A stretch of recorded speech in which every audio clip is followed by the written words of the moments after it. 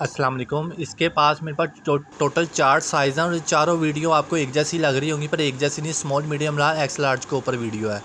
وہ کہتے ہیں، ایک کہاوت ہے، کہتے ہیں کہ میرے گناہوں کی مٹکی جب پھوٹی میری دہی بیچنے سے جان چھوٹی۔ میرے گناہوں کی جب مٹکی پھوٹی میری دہی بیچنے سے جان چھوٹی۔ اس کا محاورے کا مطلب ہے کہ جب تک کنڈا پاس ہے نا، انسان جب تک زندہ ہے، اس کی زندہ سے مثال دی گئی، جب تک یہ زندہ نے اس نے جاگ لگاتے رہنا۔ اب گناہوں کو جاگ لگا رہے یا نیکیوں کو لگا رہے، یہ اس پہ ڈپینڈ کرتا ہے۔ یہ اس نے جب تک زندہ، اس نے اتاؤ چڑھاؤ اس کی زندگی میں آتے رہنے ہیں، اس نے گناہ کرتے رہنے ہیں، اس نے نیکیاں کرتے رہنے ہیں۔